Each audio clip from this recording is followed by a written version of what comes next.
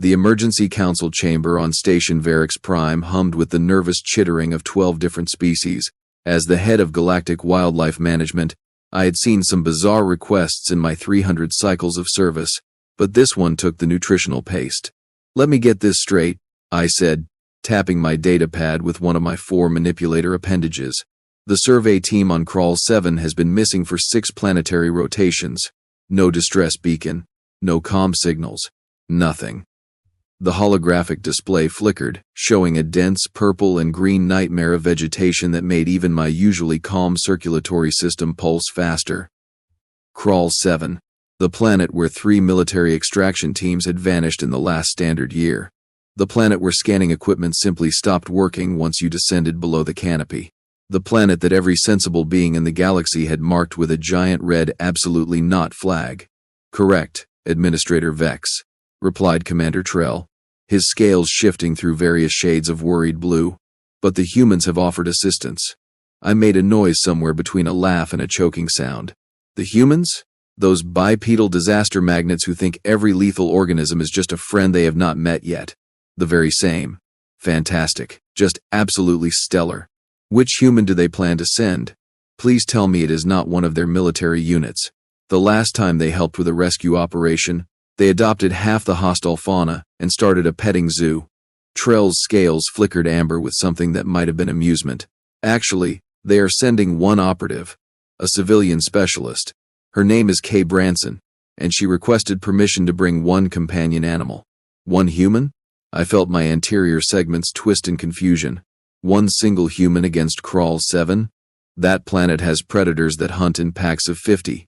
The atmospheric humidity alone can shut down most species' respiratory systems within hours. The fungal spores cause neurological damage. The insects, if you can even call those armored nightmares insects, are the size of small shuttlecraft. Yes, well, Trell manipulated his own data display. Her credentials are rather impressive. She has spent the last 15 cycles working as what humans call a conservation tracker on 73 different worlds. Specializes in what they term extreme environments. I pulled up her file, and my primary eyes widened while my secondary ones narrowed in disbelief. The human staring back at me from the hollow image looked absolutely unremarkable. Medium height for her species, dark hair pulled back in a practical manner, skin tone that suggested mixed ancestral origins, and eyes that held an expression I could only describe as perpetually unimpressed. She wore simple field clothing and had what looked like permanent dirt under her fingernails. She looks like she could be defeated by a stiff breeze, I muttered. Read the mission log from Tharn 4, Trell suggested, his scales now flickering with definite amusement. I scrolled through the file. Then I stopped. Read it again. This cannot be accurate. She tracked a thornback ravager through an active volcanic field for 11 days?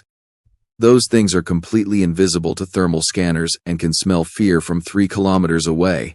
Keep reading. She lived in a gloomwood forest for 6 months studying the mating habits of shadowfangs. Nothing lives in gloomwood forests. The trees themselves are carnivorous. This says she made friends with the apex predator and it led her near its cubs. There is more. She got lost in the crystal wastes of Hellion 6 and survived by negotiating with the local hive mind.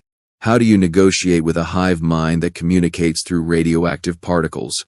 Trell's scales were now bright orange with full amusement. The human apparently learned their language in 4 days and convinced them she was too strange to eat. They now consider her an honorary colony member. I sat back in my suspension field, feeling all 4 of my brain segments working overtime. What about this companion animal? What species? Please tell me it is one of those fluffy things they carry around that serve no apparent purpose except to make soft noises. Trell manipulated the display again, and a new image appeared. The creature staring back at me looked like someone had taken a badger, which were already concerning earth animals, and somehow made it worse. Stocky, low to the ground, with powerful limbs and claws that looked capable of ripping through hull plating. Its face bore a distinctive white stripe, and its small, dark eyes held an expression of pure, distilled violence. What in the name of the founders is that? The humans call it a honey badger.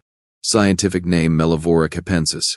It is, according to Earth's biological records, the most fearless and aggressive mammal on their entire planet, which, given Earth's fauna, is saying something considerable.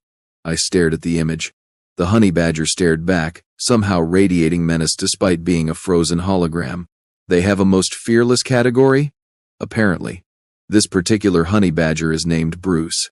He has been Branson's field companion for 8 years. According to her notes, and I am quoting here, he is an absolute unit who has survived encounters with lions, crocodiles, venomous snakes, and one very surprised poacher. What is an absolute unit? I have no idea, but I believe it is a human complement. I scrolled through more files on honey badgers. They had skin so tough and loose that predators could not get a good grip. They could partially close their nostrils while digging, preventing dust inhalation. They were resistant to many toxins and venoms that would kill creatures 10 times their size. They had been observed stealing prey from apex predators through sheer audacity. One video showed a honey badger being bitten by a cobra, going into temporary paralysis, then waking up and eating the snake. This is insane. You realize this is completely insane. The Galactic Council has approved the mission. Of course they have. Why would anyone use common sense when you can send a single human and her pet instrument of chaos into the most dangerous jungle in this entire sector? Trell's scales shifted to a diplomatic green. She arrives in 2 orbital cycles. You are assigned as her liaison officer. Me? Why me? Me? You are the head of wildlife management. If anyone can keep a human and a honey badger from causing an interstellar incident, it would be you. I made several rude gestures with my manipulators, but Trell had already disconnected. 2 cycles later, I stood in docking bay 7, watching the human shuttle make its approach. It was smaller than our military craft, painted in various shades of brown and green that made absolutely no sense in the black of space, but probably served some purpose on planetary surfaces. The airlock hissed open, and Branson stepped through, carrying a pack that looked like it weighed as much as she did. Behind her, on a sturdy leash that appeared to be made of woven metal cables, trotted Bruce the honey badger. Up close, the human was even less impressive. She stood maybe 1.5 meters tall, with laugh lines around her eyes and calluses on her hands that spoke of hard work. But those eyes scanned the docking bay with the practiced efficiency of someone who had walked into dangerous situations before and walked back out again. Bruce, on the other hand, immediately lived up to his reputation by attempting to investigate a maintenance bot by biting it. Bruce. No, Kay said without even looking down. Her voice carried an accent I could not quite place, probably from one of Earth's southern continental regions. That is not food. The honey badger made a sound like a chainsaw, gargling gravel but stopped attacking the bot. Administrator Vex, I presume? Kay extended her hand in the human greeting gesture. I carefully touched her palm with 2 manipulators, trying not to think about the bacteria exchange happening. That would be me. Yes. Welcome to Veric's Prime. We appreciate your assistance, though I must say your choice of equipment is unconventional. Kay glanced down at Bruce, who was now sniffing the air with intense concentration. He is the best tracker I have ever worked with. Give him a scent, and he will find it through hell and high water. What is high water? A human expression. Means through any obstacle. She adjusted her pack. I reviewed the files on Krawl 7 during transit. Nasty piece of work. That planet. Triple canopy rainforest, bioluminescent predators, and enough ways to die that I lost count around 300. And you are confident you can locate the survey team? Something flickered in her eyes. Not quite amusement. Not quite pity. The expression of someone who had been underestimated before and had gotten very used to it. Administrator, I once tracked a target through the singing caverns of Proxima B while being hunted by creatures that use echolocation so precise they can hear your heartbeat from a kilometer away. Krawl 7 is going to be difficult, sure. But difficult is kind of my whole thing. Bruce chose that moment to make another aggressive sound, this time directed at a passing crew member who had gotten too close. Sorry about him, Kay said, not sounding sorry at all. He is friendly once he gets to know you. Relatively speaking. The crew member, a Tillian with excellent survival instincts, had already backed away to a safe distance. Right, I said, feeling my day was about to get significantly more complicated. Let me show you to the briefing room. The sooner we get you planetside, the sooner this can be over. That is the spirit, Kay said cheerfully. Nothing motivates, quite like wanting something to end quickly. As we walked through the corridors of Veric's Prime, I noticed how every crew member we passed gave Bruce a wide berth. The honey badger seemed to take this as his natural due, trotting along beside Kay with his head up and his small eyes scanning for threats or, more likely, things to fight. The briefing room was occupied by Commander Trell and 3 other specialists, including a navigation officer and 2 xenobiologists who had studied Krawl Seven's ecosystem from orbit. This is Dr. Yenna and Dr. Carr. I introduced them. They can fill you in on the specific hazards. Kay set her pack down and pulled out a datapad, while Bruce immediately began investigating the corners of the room. Dr. Yenna, a Mytharian with the typical nervous disposition of her species, gave the honey badger a worried look. Is it safe to have that animal loose in here? He is on a leash, Kay pointed out, though said leash was now stretched to its full length as Bruce tried to reach something interesting under a console. Right. Yes. Of course. Yenna pulled up a holographic display of Krawl 7. The survey team landed here, in the northwestern quadrant. They were investigating reports of unusual mineral deposits. The display zoomed in, showing a clearing in the dense forest canopy. This is their last known position. They were supposed to check in every 12 hours. 48 hours in, communications went dark. What does the drone footage show? Kay asked, already taking notes. That is part of the problem, Dr. Carr interjected. He was a Gellian, his membrane pulsing with agitated colors. Drones do not function properly in that environment. The bioluminescence from the plants creates electromagnetic interference. We have thermal imaging, but the heat signature from the jungle floor makes it impossible to distinguish individual life forms. Kay nodded slowly. So standard protocol is compromised. What about the rescue teams that went missing? Commander Trell pulled up more data. 3 teams. First one was military, 12 members, all armed with standard pulse weapons. Vanished 6 rotations after entering the forest.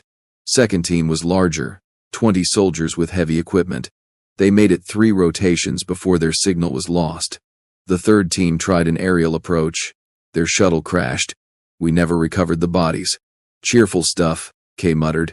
Any common factors? All teams reported feeling watched shortly before communication ended. Audio logs show unusual sounds, animal calls that do not match any known species in our database. There were also reports of equipment malfunctions, hallucinations, and in one case, an entire squad member claimed their teammates were not who they appeared to be. Kay's expression remained neutral, but I caught the slight tension in her shoulders. Neurological effects from the spores? Possibly, Dr. Yenna said. Or possibly actual mimicry. Some species on Krawl 7 are known to produce pheromones that affect cognition. We simply do not have enough data. Perfect. A ghost jungle that might be haunted, or might just be really good at chemical warfare.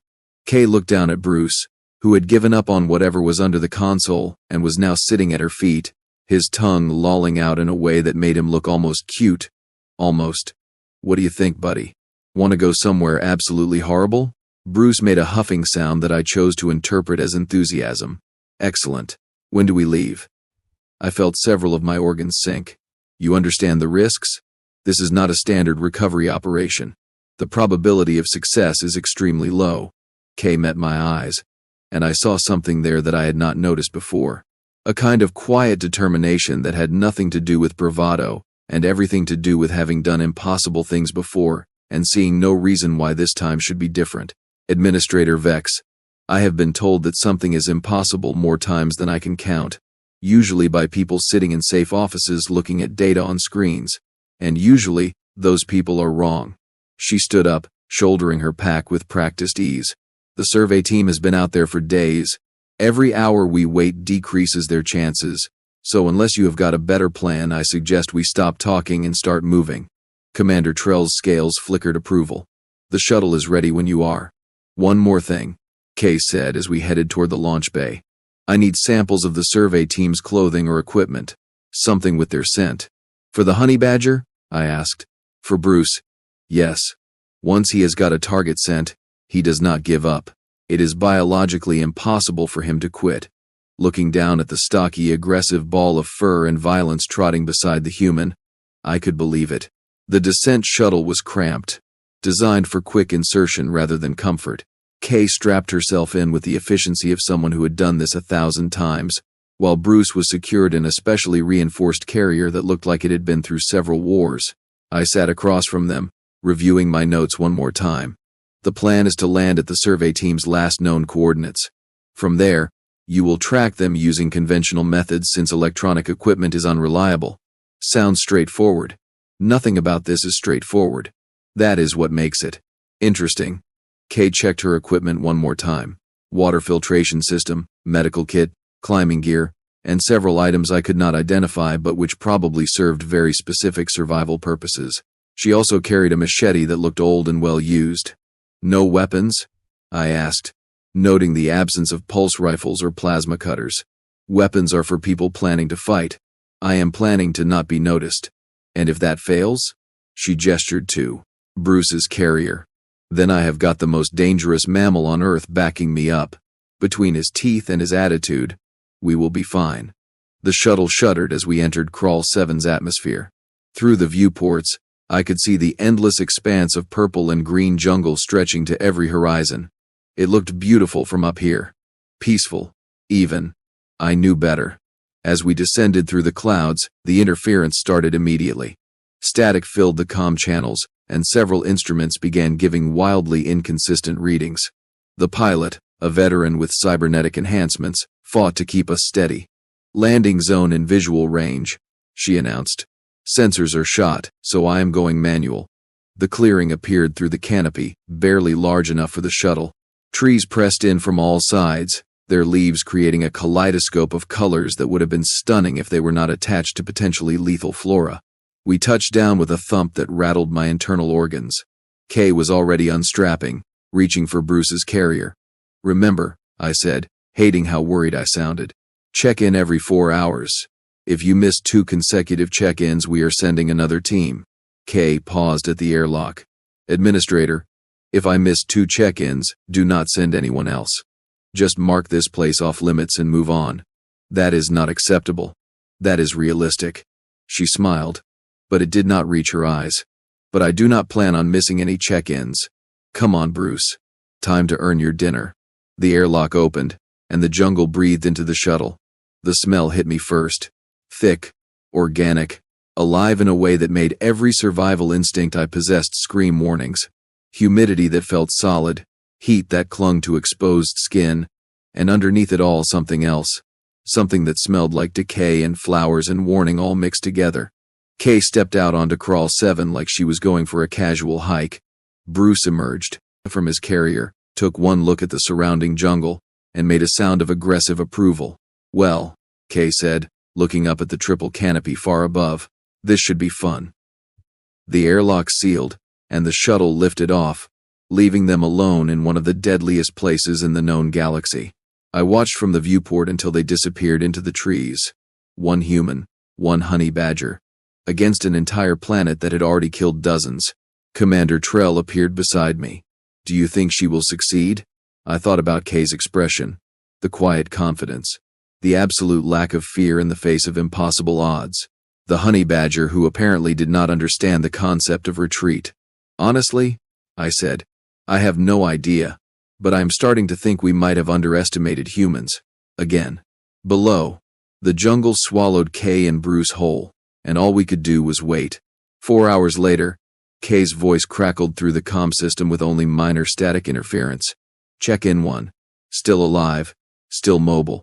Bruce found the trail immediately. These survey team members apparently use some kind of scented soap, which makes tracking easier. Heading northeast from the landing zone. Any hostiles? I asked, my manipulators hovering nervously over the communication panel. Define hostile. Everything here looks like it wants to kill me, but nothing has actually tried yet. The trees are interesting. They lean toward you when you walk past. Not aggressively, just curious. Like they are deciding whether you are worth the effort. That is the whisper willow, Dr. Yenna interjected, her voice tight with concern. They are semi-sentient. If they think you are prey, they release paralytic spores. Good to know. Bruce just peed on one, so I think we have established dominance. Kay out. The comm went silent. Commander Trell looked at me with his scales flickering through confused patterns. Did she say the honey badger urinated on a semi-sentient tree? Apparently that is how Earth mammals establish territorial boundaries. The tree is going to kill them. Probably. But 4 hours later, Kay checked in again, still alive and still tracking. Then 4 hours after that, each report brought new details about the nightmare environment she was navigating. Plants that moved when she looked away, insects the size of her fist that seemed to phase between dimensions, a river that flowed upward for no apparent reason, sounds that came from everywhere and nowhere simultaneously. Through it all, Kay's voice remained calm and professional, occasionally punctuated by Bruce's aggressive vocalizations in the background. On her third check-in, things started getting strange. Kay here. We have covered approximately 15 kilometers. The survey team definitely came this way. Found remnants of their camp at marker point 7. They left in a hurry, but there are no signs of struggle. Just empty supply containers and equipment they should not have abandoned. What kind of equipment? I asked. Medical supplies, food rations, one intact pulse rifle with a full charge. Who leaves behind a working weapon in a place like this? Dr. Carr leaned toward the comm panel. Perhaps they were affected by the neurological spores. Victims report feeling compelled to move in specific directions, often abandoning logical behavior. Maybe. But here's the weird part. Bruce is acting strange. He has got the scent trail, no problem with that. But every few minutes he stops and stares at nothing. Just stands completely still, looking at empty air like something is there. A chill ran through my circulatory system. Honey badgers have better sensory perception than humans? Way better. If Bruce sees something I cannot, that means there is something to see. Kay, I strongly suggest you return to the landing zone. Negative. We are close. I can feel it. The trail is getting fresher. Also, fun fact, I think we are being followed. Every being in the command center went silent. Followed by what? Commander Trell asked carefully. Not sure. Nothing shows up on thermal. But the jungle sounds stop when it gets close. Birds go quiet, insects pause their clicking. It is like a bubble of silence that moves with us. Bruce knows it is there. He keeps positioning himself between me and whatever direction it is coming from. That is pack hunting behavior, Dr. Yenna said, her voice climbing toward panic. Some of Krawl Seven's predators scout prey for hours before attacking. You need to extract immediately. Can't. Not without the survey team. There was a pause, filled with strange ambient sounds that my audio processors could not properly categorize. Besides, I think our follower might be leading us somewhere. The trail is heading straight toward the loudest part of the jungle, where all those weird noises are coming from. Kay, that is extremely inadvisable. Yeah, well, most of my career has been extremely inadvisable. That is why they pay me the big credits. Check in 4 and 4 hours. Kay out. The waiting was excruciating. I cycled through every database entry on Krawl 7, searching for any detail that might help. The planet had been discovered 2 standard years ago during a routine survey. Initial scans showed rich mineral deposits and diverse ecosystems. The first landing parties reported no immediate dangers. Then people started vanishing. Not dying. Vanishing. Bodies were never found. Equipment was sometimes recovered, but never the personnel. It was as if the jungle simply swallowed them whole and refused to give them back. When Kay's 4th check-in came, her voice sounded different. Strained. Kay here. Things are getting complicated. What happened? Remember that thing following us? There are more of them now. At least 6, maybe 8. They are staying just out of visual range, but Bruce can smell them. He is not happy. Neither am I, if I am being honest. Can you identify the species? No, because they do not stay in one form long enough. I know that sounds insane, but I swear I keep seeing different shapes. Sometimes bipedal, sometimes quadrupedal. Sometimes they look almost humanoid, and sometimes they are just shadows that move wrong. Dr. Carr made a distressed sound. Morphic predators. We theorized they existed but never confirmed it. They alter their physical structure to mimic prey or confuse targets. Well, congratulations on the confirmation. Your theory is correct and also terrifying.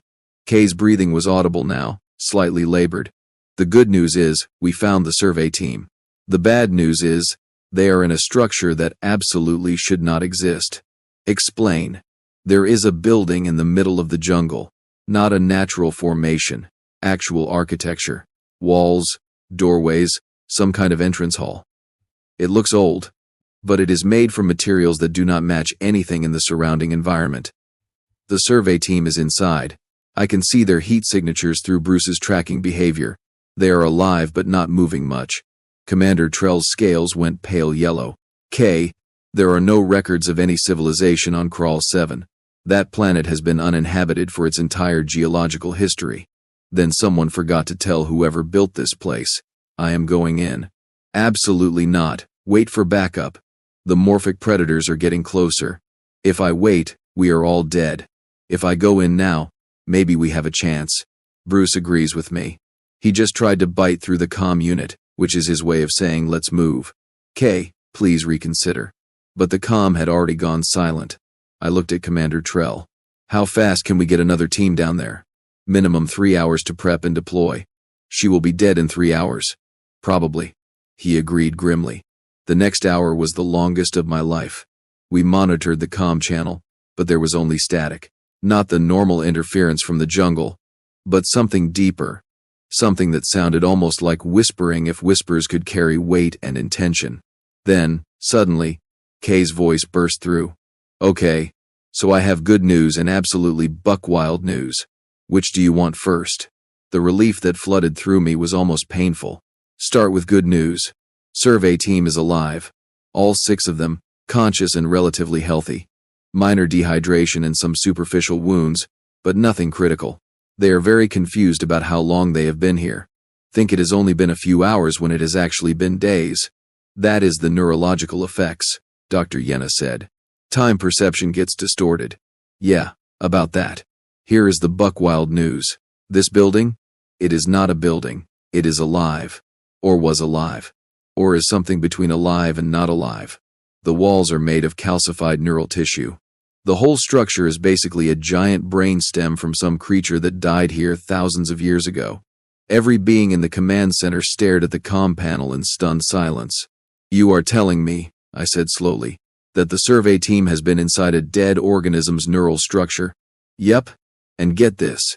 It has been projecting psychic interference, creating hallucinations, distorting time perception, even generating the morphic predators as some kind of defense mechanism. Except they are not real predators. They are psychic constructs. Bruce figured it out when he tried to bite one and his jaws went straight through. Made him very angry, by the way. How did you determine all this? There are carvings. Warnings, I think, in a language I do not recognize. But the symbols are pretty clear. Big organism dies, becomes weird psychic beacon, makes people see things, people get lost and stuck. Standard horror story stuff. Can you extract the survey team? Already moving. But here is the thing. I think we made the structure mad. Mad? You said it was dead. Dead but still kind of thinking, apparently. When I started leading people out, the hallucinations got worse. The walls started closing in. Not metaphorically. Literally closing in. I had to cut through some tissue with my machete. And let me tell you, stabbing a building that bleeds is an experience I did not need. K. Get out of there now. Working on it. Bruce is leading the way. He is immune to the psychic effects because, and I quote the research I did on him during the flight, honey badgers have shown resistance to neurological toxins. Turns out that extends to psychic attacks. He is the only one who can see the real exit. The calm dissolved into chaos. Sounds of running, heavy breathing, someone screaming, and underneath it all, Bruce's aggressive vocalizations reached new heights of fury. Bruce found something, Kay shouted over the noise. He is attacking the central neural cluster. I think it is the source of the projections. He is really going to town on it. There is ichor everywhere. This is disgusting. I love him so much. More sounds of violence. Something that might have been the structure itself groaning. Got it.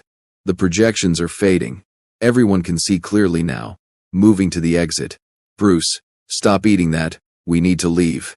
Is he consuming the neural tissue? Dr. Carr asked. Horrified and fascinated in equal measure. Yes, and apparently it tastes good because he is very reluctant to stop. Bruce, we can come back later for snacks. Move your fuzzy butt.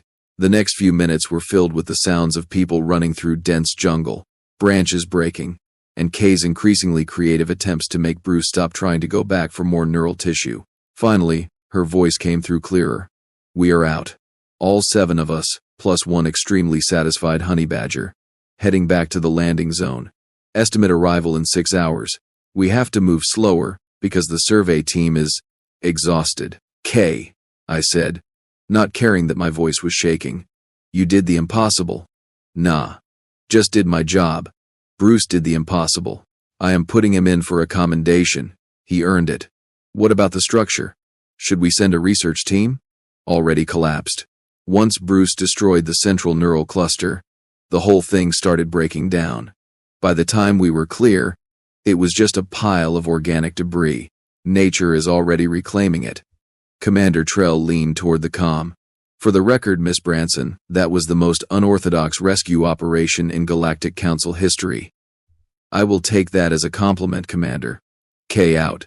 The extraction took 8 hours instead of 6 because the survey team needed frequent rest stops.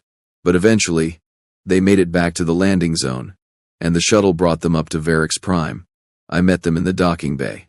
The survey team members looked haggard but alive, already being checked by medical staff. Kay appeared tired but satisfied, her clothing torn in several places and covered in substances I did not want to identify. Bruce trotted beside her, looking incredibly pleased with himself. Administrator Vex, Kay said, extending her hand again. Mission accomplished. I touched her palm, this time with genuine warmth. You have my apologies. I underestimated you significantly. Everyone does. I am used to it. She glanced down at Bruce, who was now investigating a medical cart with intense interest. But they usually stop underestimating him pretty quick. The honey badger destroyed a psychic defense system by eating it. Yeah, that tracks. He has eaten worse. One time on Virgil 9, he consumed a plasma conduit because he thought it was spicy food, spent 3 days glowing in the dark. That should have killed him. Probably. But nobody told Bruce that, so he just kept going. Kay adjusted her pack. Listen, about that commendation. I was serious. He deserves recognition. I shall see what I can do, though I am not sure the Galactic Council has protocols for honoring non-sentient beings. Then make new protocols. He saved 7 lives today. That counts. I nodded slowly. It does indeed. Over the next few days, the story of Kay and Bruce spread through the station like wildfire. The human who walked into the death jungle and walked back out. The honey badger who was too stubborn to be defeated by psychic horrors. They became legends in the way that only truly ridiculous success stories can.